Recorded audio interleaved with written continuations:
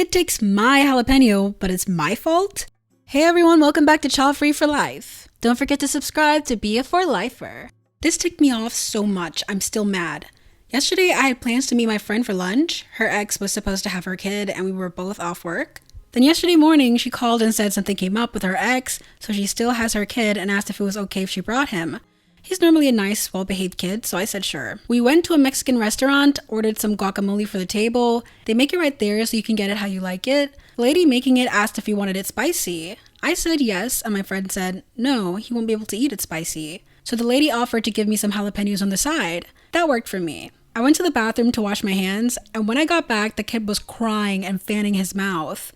My friend was telling him to eat some chips. Apparently, he grabbed some of my peppers and they were too hot for him. My friend blamed me. Why would you leave those where he can reach them? I told you he can't handle spicy foods. I said because I didn't think he would just help himself to something that he doesn't like.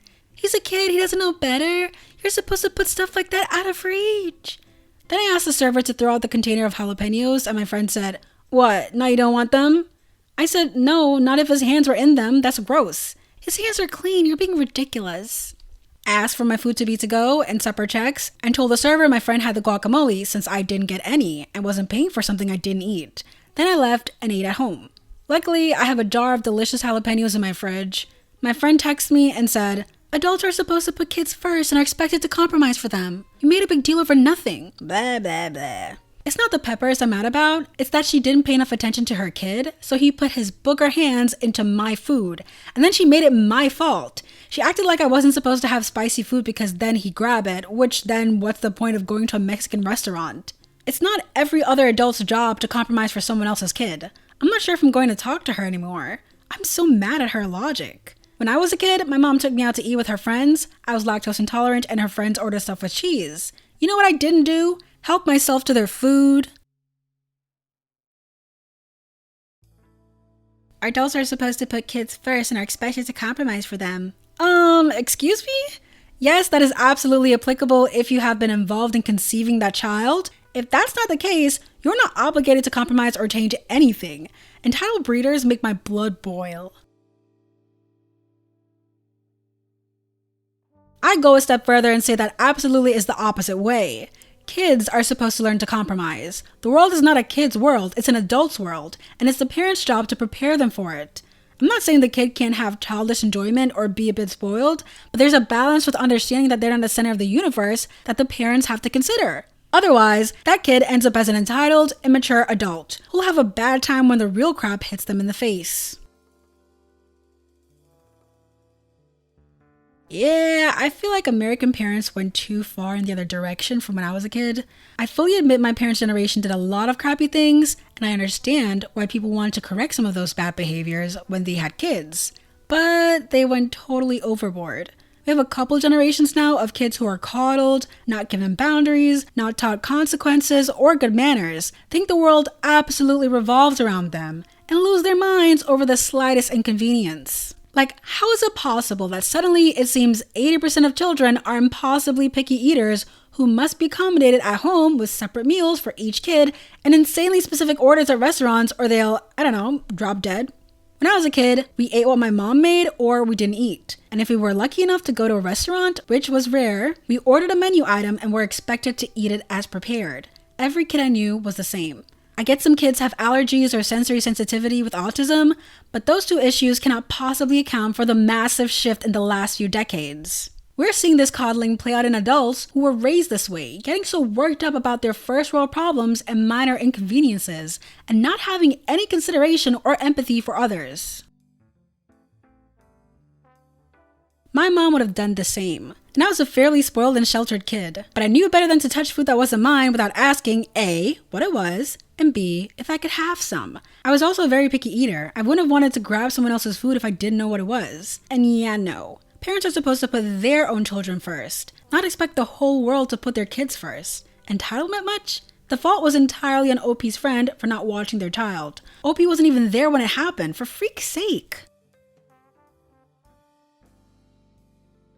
And get out of here with that kid's hands are clean. He just took someone's food. Mom doesn't freaking know where his hands have been. Not to mention, they for sure have been in his mouth, therefore they are dirty. Oh my god, my husband's 6-year-old niece always sticks her hands down her pants to scratch herself at the table and then directly reaches for food to shovel into her mouth. Somehow my sister-in-law, her mom, never notices. Kids are disgusting, and I sincerely question the hygiene of any parents who think they're not. Why can't I just say I hate kids? Here's the thing. I hate kids, but I hate them in the same way that I hate reptiles. Would I want one in my house? No. Would I want to hold yours? No. Can I understand why someone would want to spend tons of money on having one of their own? No. Would I go to a movie and sit near one? No.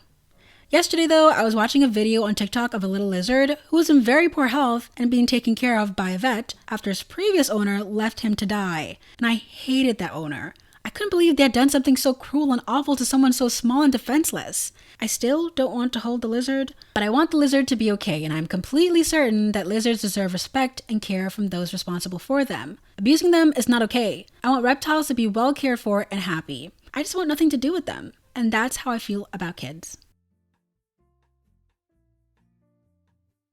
Got into a fight about this with my own mother recently when she was cooing over some show with little children being children. Loud, sloppy, obnoxious, and says how cute children are and that she loves children. Considering how abusive and hateful she was to her own kids when we were kids, along with her comments back then about how awful children are and giving us reasons to never have any of our own, though I already decided the latter for myself early on, I was confused and asked her, "Since when?" She answers back, "Since now." Well, it would have been nice if she felt that way when we were kids. She justifies that we were just tyrants, while normal kids are cute. That's just unfair. It's disgusting to see her cooing over these kids who I see as irritating, who aren't even hers, while remembering how I was treated in comparison. And I said out loud that kids are annoying, so she'll never have grandchildren. She got very mad and said, "Kids are innocent," in a very rude tone, and told me that my opinion was evil and that what I think of as annoying is just how they are playful. To which I said that this is the reason why I don't like kids, as well as the same reason why she didn't like us when we were kids. I have a church choir singing under me 2 times a week, and that already drives me crazy. Small children tend to scream their heads off all day for no reason. I hate both, but would still take the choir over screaming children. But in a best case scenario, I would have to deal with neither. I just want to play games and read in peace. I was just at the Apple store and I was commenting to the guy that helped me that it was sensory overload in there. It was so loud. It sounded like a cafeteria, and that was just adults talking. LOL. Because they truly like their own kids. So much so that they freak out at the idea of schools and kindergartens being closed.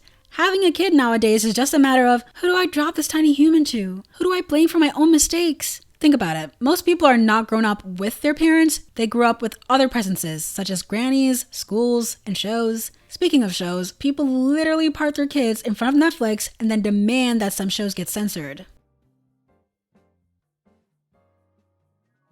If it was just Netflix, it wouldn't be nearly as bad. Still bad, but not as bad as when they blame YouTube for little Timmy seeing or hearing adult jokes or teen jokes or swear words.